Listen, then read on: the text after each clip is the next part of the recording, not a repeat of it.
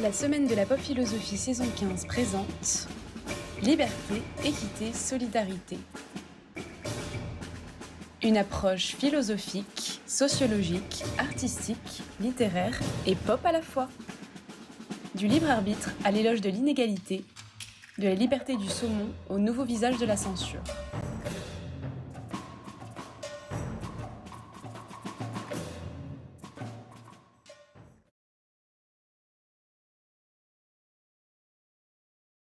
Alors, Hubert Ekman, cancel de la culture de la censure à l'effacement de la culture. Vous êtes maître de conférence en littérature médiévale à l'université de Rouen, auteur d'un livre qui porte d'ailleurs le même titre que l'intitulé de votre intervention, publié aux éditions Intervalle. Vous êtes membre fondateur par ailleurs, je crois, de l'Observatoire du décolonialisme. C'est intéressant d'ailleurs que sur ces questions, il y ait des observatoires aujourd'hui, comme si le public se saisissait de ces questions avec une volonté de, à mon avis, l'Observatoire du décolonialisme et l'Observatoire de la Guerre ne sont pas du tout sur la même ligne, mais il y a le même geste de proposer une vigilance citoyenne sur ces questions, et je trouve ça très remarquable. Qu'est-ce que la cancel culture? On entend tous parler sans trop savoir ce que c'est. C'est une nouvelle tendance, on se dit que ça vient des États-Unis, on se demande si c'est une contamination qui consisterait sans doute à passer au crible les œuvres du patrimoine ou du présent pour les passer au crible de critères esthétiques, de moralité, de bien-pensance, que sais-je. Quelles en sont les manifestations, vous allez nous le dire, quelles en sont les expressions, quelles en sont les limites, quels en sont les problèmes, et surtout de quelles questions philosophiques ces débats, cette question sur le statut des œuvres, sur le statut de la culture, sur la pérennité de la culture en particulier, est en jeu. Je vous laisse donc pour un propos qui sera exemplifié, je crois, par une série d'images d'une vingtaine de minutes, après quoi je me permettrai de vous poser quelques questions. Merci en tout cas, Hubert Ekman, je vous laisse la parole. Merci beaucoup à vous. Alors je voudrais tout de suite préciser que le terme cancel culture, cancellation, c'est un mot, et c'est un terme qui peut être un piège aussi, puisqu'il a c'est un terme qui a une dimension polémique forte. Et ce qui m'intéresse surtout, c'est ce que ce terme désigne. Mais peut-être qu'on pourrait appeler ça autrement. C'est le terme qui est utilisé fréquemment pour en parler. C'est pour ça que je l'ai utilisé là, mais c'est peut-être pas le meilleur. Ça, c'est une discussion qu'on pourrait avoir. En tout cas, ce qui m'intéresse vraiment, c'est ce que ça désigne. Il suffit de lancer ce mot, c'est vrai, pour que le débat se tende, pour que les positions deviennent clivantes et que les meilleurs amis se fâchent, à condition d'avoir encore des amis qui ne pensent pas sur tous les sujets la même chose que soi, bien sûr. Le mot cancel culture peut même réussir à gâcher une soirée. Alors comment réfléchir à ce sujet en évitant les réflexes de parti pris qui interdisent la pensée, en la recouvrant par les slogans d'un camp ou d'un autre? Il me semble que la difficulté vient du principal ressort de la cancel culture elle-même, qui est l'indignation. Par exemple, l'indignation contre le comportement d'un artiste qui rend son œuvre insupportable, même quand cette œuvre n'a pas de rapport évident avec les comportements ou les crimes de l'artiste. Ou bien on partage l'indignation que la cancel culture cherche à transmettre, et alors on est submergé par l'émotion, on suspend son jugement critique, on s'interdit toute nuance, parce que la nuance elle-même devient aussitôt suspecte de complaisance avec l'indignité morale, avec le crime ou avec les structures de la domination. Ou bien au contraire, on s'indigne contre la cancel culture par réaction, et ce faisant, on croit sans doute s'opposer à la cancel culture, mais on se laisse en fait submerger par l'émotion également, et on tombe aussi dans le piège tendu par la cancel culture, en la renforçant par une indignation certes à contre-pied, mais une indignation tout à fait mimétique de la cancel culture. Pour sortir de l'indignation morale qui étouffe le débat en le polarisant, pour retrouver le sens et le goût de la nuance, je voudrais aujourd'hui vous présenter quelques cas complexes, difficiles, des cas qui me font, pour certains, moi-même hésiter, douter. Ces cas épineux sont les plus intéressants pour réfléchir au phénomène de la cancel culture. Il faut partir de cas concrets pour éviter les généralisations abusives ou les théorisations hâtives, mais il faut surtout éviter les cas trop rebattus, caricaturaux, qui sont souvent américains, comme vous disiez. Il ne s'agit pas d'importer des polémiques venues d'ailleurs, mais simplement de constater ce qui se passe autour de nous. Et éviter ces cas peut-être trop médiatisés, qui sont racontés dans des narrations différentes par les camps opposés, dans le but de susciter le maximum d'indignation. Alors, pour commencer, je voudrais présenter un cas tout récent que j'ai découvert dans Libération lundi dernier, un cas presque anodin, qui n'a suscité aucune indignation, mais qui a suscité seulement quelques questions très bien formulées par Libération lundi. Pourquoi le nom Jacques Demy a été éclipsé du catalogue de Viva Varda, l'exposition sur Agnès Varda à la Cinémathèque? En fait, normalement, sur cette photo qui a été prise en 1969, il y a écrit Demy sur la chaise, comme c'est sur la chaise du réalisateur, il y a le nom. Et pour faire le catalogue de l'exposition Agnès Varda, c'était très malvenu d'avoir le nom Demy qui s'affiche sur la couverture. C'était un non-sens. Et puis, du coup, voilà, la photo était bonne. Donc, les éditeurs ont choisi de mettre la photo, mais de retirer, de retoucher la photo. C'est un petit rien, c'est presque anodin. Et en même temps, on voit que cet effacement montre une gêne. Il y a un vrai problème derrière, c'est comme la lettre volée d'Edgar Poe, je crois que c'est ce que dit la journaliste dans Libération. Derrière, il y a le problème de la relation dans un couple d'artistes, le problème de la relation entre l'homme et la femme. Il y a toutes sortes et puis la photo aussi, elle perd son sens et son sel, parce que là, en fait, ce regard d'Agnès Varda, c'est que elle se rend compte qu'elle est surprise par le photographe, alors qu'elle est en train d'être assise sur cette chaise avec écrit Demy. Si on retire le nom, la photo n'a plus son sens. Alors, une intention louable, mais qui soulève des questions épineuses. Je trouve que c'est très bien vu. Effectivement, l'intention est louable. Alors, c'est d'une part une intention éditoriale évidente, parce que si c'est le catalogue pour Varda, il ne faut pas qu'il y ait écrit Demy sur la photo. D'autre part, il y a cette question qui est la question du rapport entre une femme artiste et un homme artiste dans un couple. Et les questions épineuses qui sont soulevées, moi il me semble qu'il y a une ligne rouge qui est peut-être franchie, ça se discute, mais à partir du moment où ce qui dérange dans une photo peut être supprimé par Photoshop, alors on peut aller très loin. Et voilà, donc je voulais commencer par un cas vraiment presque anodin, mais qui montre qu'il y a quand même des problèmes graves qui peuvent arriver si on entre dans cette démarche d'effacement, même si c'est encore pas grand-chose.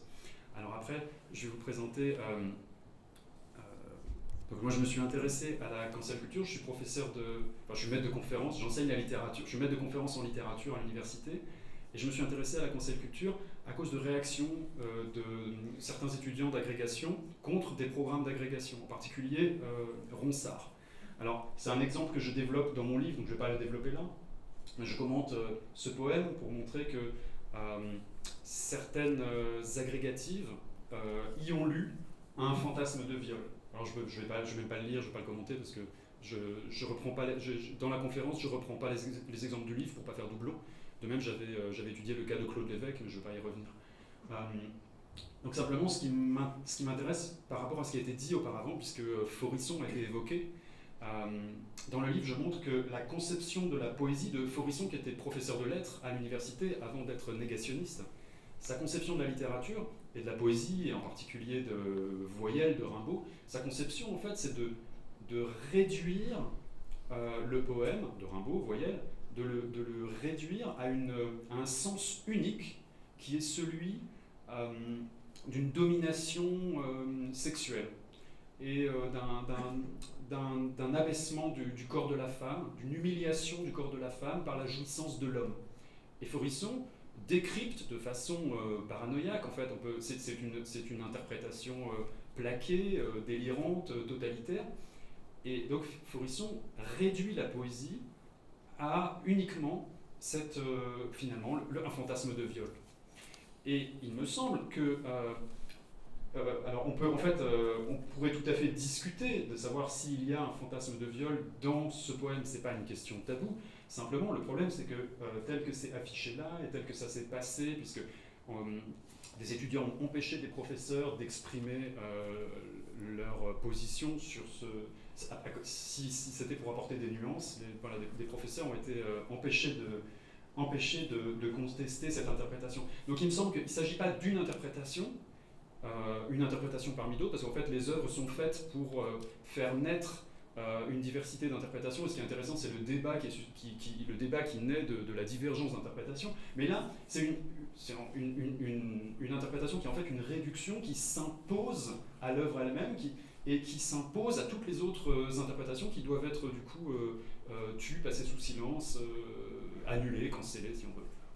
Donc moi je vois une filiation, j'ai essayé de montrer ça dans le livre, de commencer à développer ça. Il y a une filiation entre une certaine vision de la littérature qui était celle de Faurisson et quelque chose qui va jusqu'à un négationnisme culturel quand on veut remplacer la subtilité, la profondeur, la multivocité des œuvres juste par un sens unique, comme le disait tout à l'heure Agnès Ricoeur, le sens extirpé par les contestataires de l'œuvre, à propos de Myriam Khan, voilà, en sachant que ça ne poserait aucun problème de discuter de cette interprétation si elle est une interprétation, mais ce qui me pose problème, c'est qu'elle refuse la discussion en s'imposant et en faisant taire toute autre interprétation possible.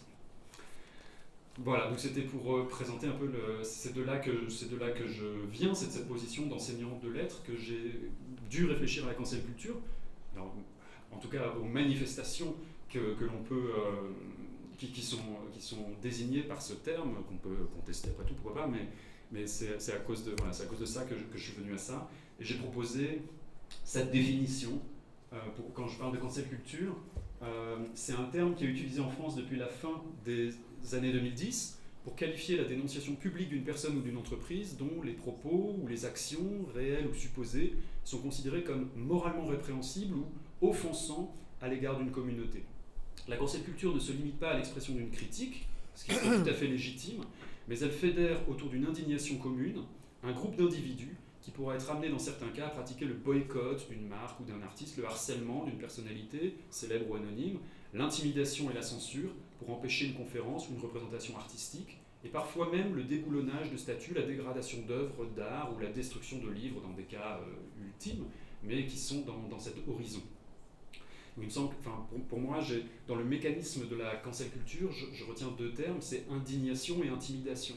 Il y a une sorte de contagion de l'indignation, que l'on soit d'accord ou pas d'accord, on va s'indigner, et puis ensuite l'intimidation qui va faire que, par exemple, certains professeurs ont été empêchés de parler pour nuancer les interprétations de Ronsard comme culture du viol, d'autres se sont tus, parce que l'intimidation a fait son effet.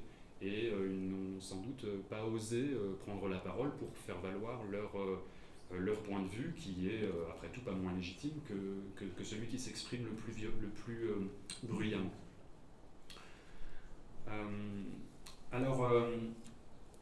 J'ai trouvé la meilleure présentation de ce que c'est que la cancel culture, la meilleure description, je l'ai trouvée bizarrement dans Fahrenheit 451 de Ray Bradbury. Et du coup, et bizarrement aussi, alors parce que je ne m'y attendais pas à trouver c'est un livre de 1953, je ne m'attendais pas à trouver quelque chose qui me paraît une description si nette de ce qu'on vit aujourd'hui. Et c'est Beatty, c'est le chef des pompiers, donc le chef des pompiers pyromane de livres, qui explique au personnage, à présent, prenons les minorités dans notre civilisation. D'accord, plus la population est grande, plus les minorités sont nombreuses. N'allons surtout pas marcher sur les pieds des amis des chiens, amis des chats, docteurs, avocats, commerçants, patrons, mormons, baptistes, unitariens, chinois de la seconde génération, suédois, italiens, allemands, texans, habitants de Brooklyn, irlandais, natifs de l'Oregon ou de Mexico. Plus vaste est le marché, Montag, plus vous tenez au moins vous tenez aux controverses. Plus vaste est le marché, moins vous tenez aux controverses. Souvenez-vous de ça. Et cette phrase est géniale parce que, alors d'abord, il ne s'agit pas, quand il dit minorité, il ne s'agit pas uniquement, on voit bien que ce n'est pas un problème forcément de minorité oppressée, c'est tout simplement, en fait, c'est toutes les identités qui constituent pour le marché des segments de marketing. Il s'agit, donc il y a aussi les avocats ou les patrons dans ces minorités. Ce n'est pas seulement un problème de minorisation. Et donc il y a déjà, Bradbury avait vu le rôle du capitalisme dans la promotion de l'inclusion ou de l'inclusivisme qui est en fait une forme d'exclusion. Les segments identitaires sont des marchés de niche, mais pour vendre au plus grand nombre, il faut édulcorer, raboter ce qui pourrait être susceptible de chagriner tel ou tel. Et c'est ce qu'on a vu avec la réécriture de Roald Dahl, sur laquelle je vais revenir tout à l'heure. Pour pouvoir continuer à vendre Roald Dahl au plus grand nombre, et surtout des adaptations, parce que finalement, malheureusement, je ne sais pas si on achète beaucoup les livres de Roald Dahl, mais c'est surtout des projets d'adaptation en film, en série, en jeux vidéo. Mais pour pouvoir les vendre au plus grand nombre, il faut surtout éviter que ça puisse choquer quiconque. D'où la réécriture qui est une question du marché. Donc il s'agit c'est une autocensure préventive par les acteurs de l'industrie culturelle afin d'empêcher des polémiques potentielles avant même qu'elles n'émergent dans un objectif purement économique. Alors voilà, Bradbury continue, c'est des pages très fortes, c'est le chef des pompiers, donc c'est le méchant en quelque sorte, c'est celui qui brûle les livres, qui explique la raison pour laquelle on brûle les livres. Alors je vais pas tout lire, j'aurai pas le temps de tout commenter, simplement la phrase soulignée: la technologie, l'exploitation de la masse, la pression des minorités, et le tour était joué. Dieu merci, aujourd'hui, grâce à eux, vous pouvez vivre constamment dans le bonheur, puisque les auteurs ont bloqué leur machine à écrire, à cause de 3 facteurs conjugués: la technologie, l'exploitation de la masse, la pression des minorités. La pression des minorités, dont il vient de définir auparavant, en fait, on pourrait dire la pression des identités, qui serait... voilà. Donc, moi, quand j'ai cru que c'était un poisson d'avril, quand j'ai découvert que ce que je cherchais à décrire, c'était Bradbury qui l'avait décrit de la façon la plus claire, mais en 1953. Et alors, du coup, bon, je passe sur les autres parties de la citation, mais comment il a pu écrire ces réflexions qui me paraissent en tout cas si éclairantes actuellement, parce que c'était bien avant le politiquement correct, bien avant la mise en œuvre de la politique des identités. Et alors je me suis dit, peut-être c'est l'observation du macartisme qui lui a permis de formuler ces explications. Mais non, puisque le macartisme, c'est l'affaire du gouvernement. Ça s'exerce d'en haut, avec des décrets, des déclarations de censure. Et donc il ne s'agit pas d'une pression des minorités qui va avec l'exploitation des masses. Et finalement, Bradbury décrit tout autre chose que... voilà, il dit lui-même, ça n'est pas une censure étatique, c'est une pression qui vient d'en bas.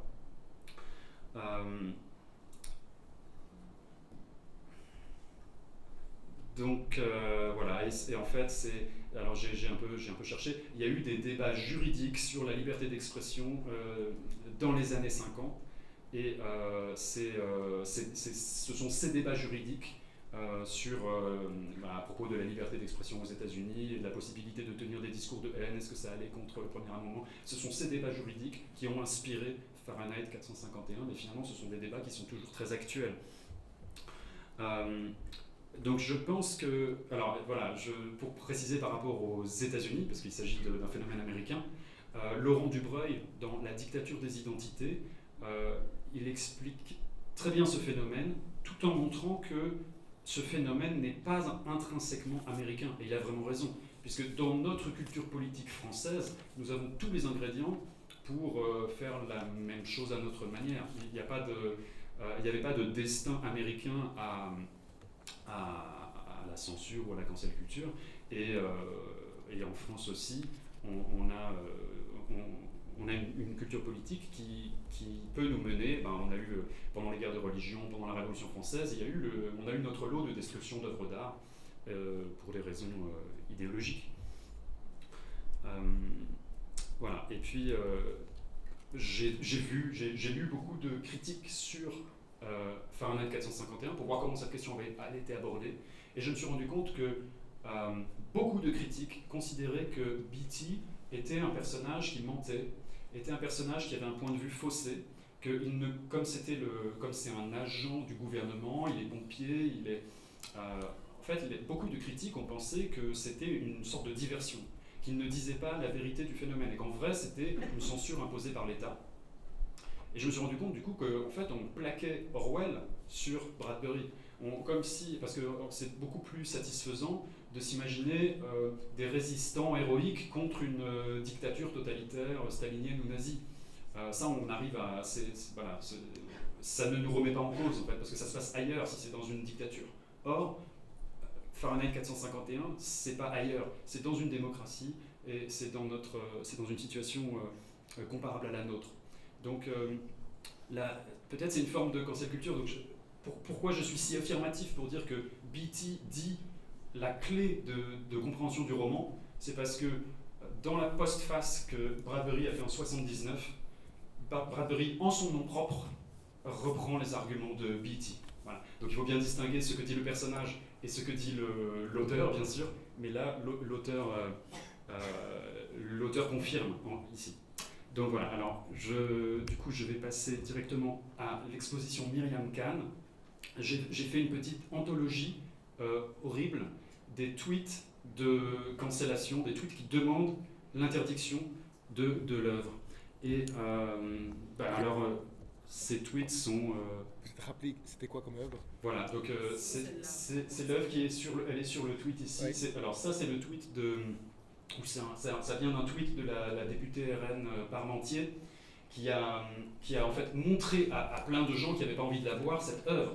Donc paradoxalement, s'il n'y avait pas eu la cancellation, beaucoup de gens n'auraient jamais entendu parler de cette œuvre. Mais là, l'ont vu, en fait, plus la cancellation donne de la visibilité, paradoxalement. Et donc voilà, alors les tweets sont... L'œuvre en question, peut-être l'expliquer pour ceux qui ne savent pas de quoi il s'agit. Oui, alors c'est une œuvre qui dénonce la violence de la guerre en présentant un personnage petit qui est en train de subir une violence sexuelle de la part d'un personnage grand. Je sais pas comment je peux décrire ça. C'est compliqué parce que justement, je voulais critiquer un peu. Parce que là, voilà, c'est épouvantable. Hein, c'est des tweets antisémites, complotistes, qui appellent à brûler l'œuvre et à brûler les artistes. Bon, c'est épouvantable. Mais la défense que la ministre de la Culture a faite de cette œuvre, parce qu'elle a été interpellée par la même députée Parmentier qui a publié l'œuvre sur Twitter, la défense de la ministre m'a paru catastrophique. Dans un premier temps, la ministre dit non, ce n'est pas choquant parce que ce que vous voyez, ça n'est pas ce que représente pour de vrai l'œuvre. Alors, on ne peut pas dire, c'est comme ceci n'est pas une pipe de Magritte, mais c'est pour ça que je dis. Moi, cette œuvre montre quelque chose qui, moi, me dérange. Je suis dérangé par cette œuvre parce que je vois ce que je vois. Et justement, c'est pas parce que je suis dérangé que je demande l'interdiction ou la destruction de l'œuvre d'art, mais ça me donne à penser. Un art qui ne me dérangerait jamais m'ennuierait. Donc, je pense que ce premier argument de dire non, ça n'est pas pédophile puisque ça dénonce la guerre, je trouve cette défense mauvaise. Ça m'a paru un mauvais argument parce que ça donne des arguments au contraire aux complotistes qui sont très nombreux à s'être exprimés sur cette œuvre, enfin les complotistes cancellers qui disent qu'il y a un complot pédophile et que le pouvoir ment. Le deuxième argument, c'était c'est pas l'œuvre qui compte, c'est l'intention. L'intention, c'était une intention de dénoncer la guerre en Ukraine. Donc voilà, mais moi je crois que ça c'est renforcer la cancel culture. Si on dit s'il faut ne pas considérer l'œuvre, mais considérer l'intention de l'auteur, et décider si l'œuvre est bonne ou mauvaise en fonction de l'intention de l'auteur, on entre dans un terrain qui est celui de la cancel culture. Donc voilà, je voulais expliquer que c'était une question très difficile parce que du côté, tout était catastrophique, du côté de l'attaque comme du côté de la défense. Conclusion. Voilà, alors je passe à la conclusion. J'ai prévu d'autres cas que je ne peux pas développer. Alors il me semble que face à la cancel culture qui repose sur l'indignation et l'intimidation, il n'y a pas de solution politique, il n'y a pas de... On se demande comment sortir de ça. Et bien tout simplement, la question pour sortir de la cancel culture, il ne faut certainement pas faire de l'anti-cancel culture. Pour sortir de la cancel culture, il faut faire de la culture. C'est de l'intérieur de la culture qu'on va pouvoir trouver les ressources pour continuer à créer, à regarder, à interpréter, à lire des œuvres riches de sens. Et justement, la pluralité du sens appellera un débat sur l'interprétation qui doit pouvoir toujours se tenir, même si ça nous dérange. Et si ça nous dérange, c'est peut-être pas un problème, c'est peut-être justement à ça que ça sert. Donc je crois que ce dont on manque sans doute le plus, c'est de courage, puisque contre les intimidations, là on en voit un exemple, j'avais d'autres exemples d'intimidation par d'autres types de personnes, mais ça revient toujours au même. Ces intimidations qui relèvent souvent de formes de théorie du complot, comme si l'œuvre d'un artiste moralement répréhensible allait contaminer la société, contaminer les enfants. Il me semble qu'il y a une dynamique complotiste dans cette peur de la contamination qui est en fait un phénomène très ancien qu'on retrouve par exemple dans les écrits contre le théâtre au XVIIe siècle. L'idée que le théâtre va contaminer les esprits et donc la société comme une maladie. C'est quelque chose, ça aussi c'est pas un phénomène américain ou récent puisqu'on le trouve aussi dans notre propre critique littéraire, dans nos propres écrits critiques en France. Mais contre ça, c'est des intimidations qui finalement sont peut-être des provocations à penser, et si on réagit avec courage, il n'y a pas à craindre l'effacement de la culture. Cet effacement que j'avais mis dans le titre, l'effacement, il est seulement si l'autocensure gagne face à l'intimidation. Merci beaucoup Hubert Ekman pour ce passage en revue, je dirais, gradué des cas concrets de la cancel culture. Alors avant de vous laisser la parole au public, j'aurais une question à vous poser sur, je dirais, un peu naïve. Je dirais, est-ce que c'est vraiment si grave? Et mon idée viendrait de... alors, je dirais, la première image de Agnès Varda, c'est vrai qu'on a l'impression d'assister au même processus qu'on voyait dans les années 30 en Russie, où on effaçait Trotsky de toutes les photos historiques, et il y avait des gens qui étaient spécialisés, puisqu'il avait été un personnage historique, il fallait l'effacer. Et c'est vrai qu'il y a quelque chose là. Orwell disait, là on est dans ceux qui contrôlent la mémoire, le futur, le présent contrôle le futur, ceux qui contrôlent le futur. Il y a l'idée d'un contrôle, d'un effacement de l'histoire, et donc d'une prise de contrôle des esprits par cet effacement de l'histoire. Bon, je ne suis pas sûr que l'effacement du nom de Jacques Demy va changer l'histoire du cinéma, mais il y a quelque chose dans le fait de le faire sans le dire, et ce qui fait penser à cela. Et donc moi, le premier, je trouvais ça en effet assez grave d'effacer Jacques Demy, et qui plus est que c'est vrai, vous avez raison, ça efface. Mais par contre, Ronsard, là je me suis dit, est-ce que l'interprétation qui dit c'est la réduction de la culture à un seul message ou pas, parce que le slogan sur le mur m'a fait penser au slogan aussi de mai 68, avec tout ce qu'ils peuvent avoir, des slogans comme ça, un peu de provocation, mais stimulante, parce que c'est une provocation. Ronsard, il fait partie du patrimoine, c'est des canons de la culture. Et pourquoi ne pas considérer que ces canons, ils ne résistent que s'ils sont sous l'assaut incessant de nos propres interrogations contemporaines. Et après tout, si on va chercher Ronsard en disant « Regardez Ronsard, c'est lui qui... » C'est parce qu'on tient à Ronsard. Vous voyez ? Et donc autant Agnès Varda, ça m'inquiète, autant je me dis, Ronsard, finalement, est-ce qu'on n'est pas dans quelque chose comme un attachement en réalité à la culture? Et je ne suis pas sûr que, je ne sais pas, au Texas, on va se soucier du statut de Ronsard, si vous voulez. Moi, je dirais plutôt le signe que la question que Ronsard est encore parmi nous et que donc la culture est présente. Ah, vous avez vraiment raison. En fait, avant la cancel culture, nous, les enseignants de lettres, on s'ennuyait un peu dans notre coin. Voilà, je ne serais pas venu, je n'aurais pas été invité ici. Vraiment, vous avez raison. Et même les étudiants ont l'œil qui s'allume. Voilà. Donc, ça a du positif dans le sens où, vraiment, je pense que, comment dire, ça m'a permis de me rendre compte que la littérature dérangeait encore. Moi, j'étais inquiet plutôt que, c'était un peu, on tombait dans une routine, quoi. Donc, le fait que ça dérange encore, mais ce qui m'intéresse, c'est justement que ça dérange. Et ce que je reproche, même au collage sur le mur, pourquoi pas le collage sur le mur, mais ce que je reproche à ce type d'interprétation, mais j'ai dit, voilà, c'est pas vraiment une interprétation, parce que c'est une réduction, en fait. Et c'est ce que je reproche, c'est de vouloir s'imposer par l'intimidation. Puisque, voilà, si on pouvait, enfin, comme c'était dit dans la conférence précédente, malheureusement, la discussion est devenue difficile quand on a des points de vue divergents. Et là, il s'agit de... l'herméneutique, l'interprétation d'un texte, c'est un art, il y a des règles. Et la première de ces règles, c'est de supporter la contradiction et d'accepter que, on peut pas, que personne ne va avoir raison à la fin. Les interprétations, quand on lit un texte, soi-même, on a plusieurs interprétations qui s'interpénètrent. On n'est pas dans l'univocité à vouloir... bon. Donc voilà, je trouve qu'effectivement ça a des bons côtés, mais le mauvais côté, c'est, comme Forisson le faisait déjà il y a longtemps, c'est de vouloir supprimer toutes les autres interprétations pour dire Ronsard c'est ça. Alors qu'en réalité, il y a quelque chose de la violence de l'amour dans ce poème, c'est vrai, mais l'amour est violent, et l'amour est pervers, et il y a forcément, on n'est pas étranger à la perversion, et si on interdisait la perversion, il n'y aurait plus du tout d'art.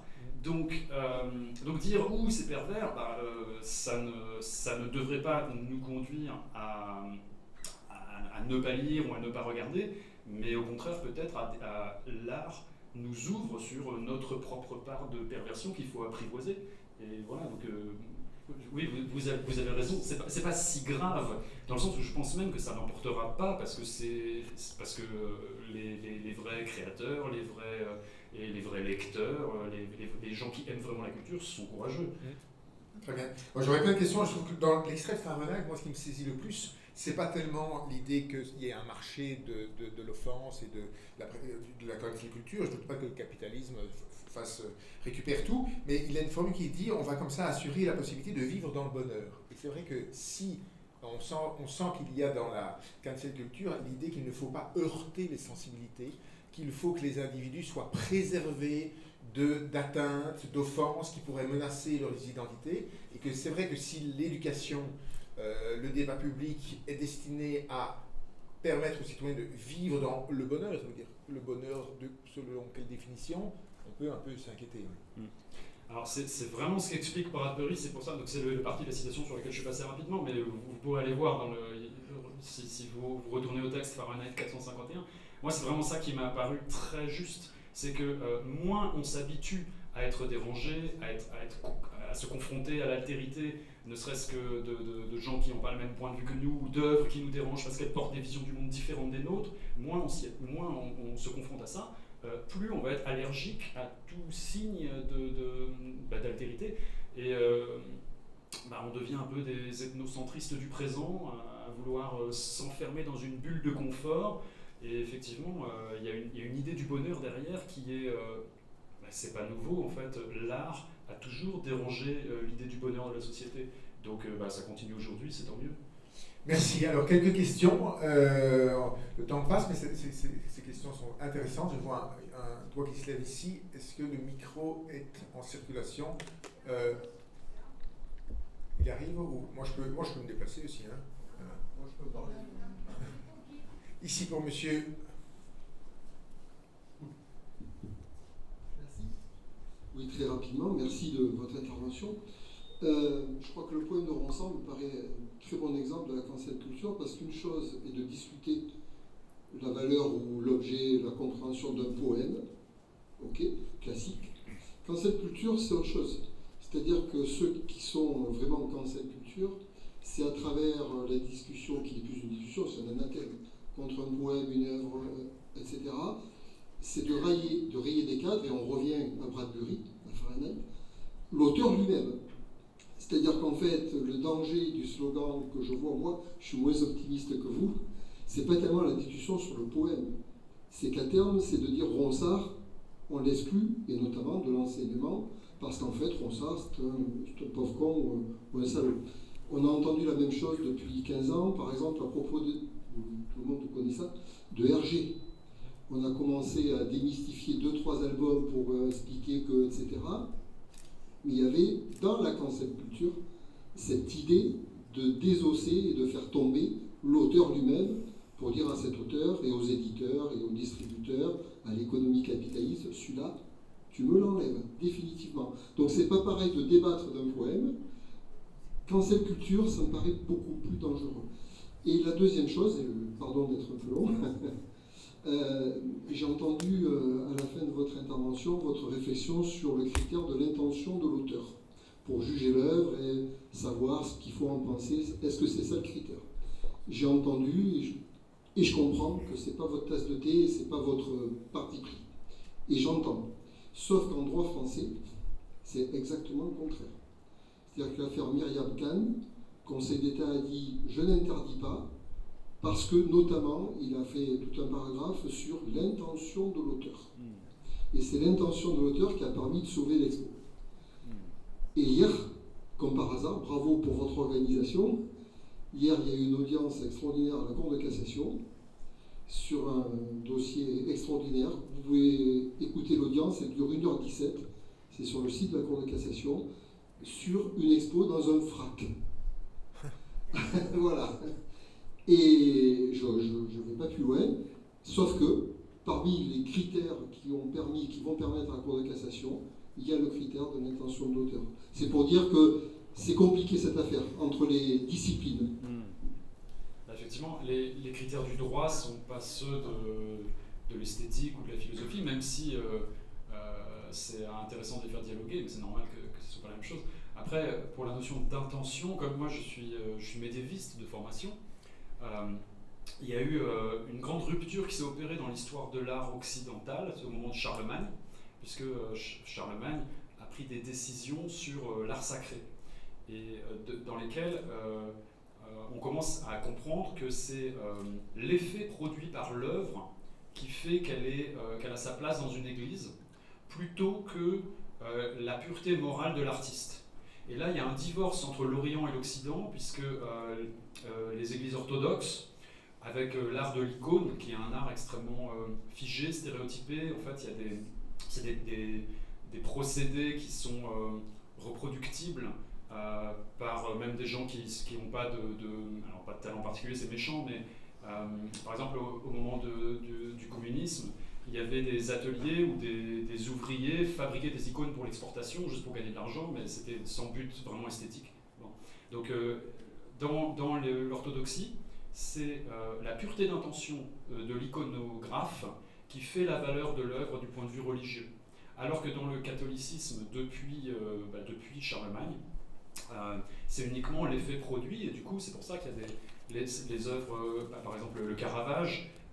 C'est un grand pécheur, il a tué un homme, il est condamné par l'Église, et pourtant ces crucifixions magnifiques étaient exposées dans des églises. Ou bien d'autres peintres de la Renaissance qui sont adultères ou sodomites. En fait, leurs œuvres étaient tout à fait acceptées par le clergé parce qu'il y avait une distinction entre l'intention de l'auteur, la pureté morale de l'auteur et l'œuvre. Et c'est cette histoire-là, finalement, qui se clôt peut-être si on recommence à juger l'œuvre d'après l'intention. Une deuxième question, et puis on passera malheureusement le temps court. Oui, monsieur, je vous écoute. Oui, bonjour, merci pour votre intervention. Je serai rapide du coup parce que nous avons parlé déjà du risque des condamnations des œuvres et des condamnations des auteurs.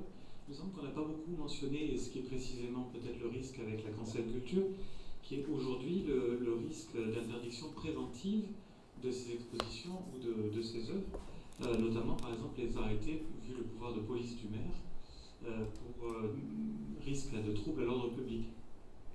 Donc aujourd'hui, est-ce que vous auriez des pistes pour comment mieux armer les politiques et éviter du coup ces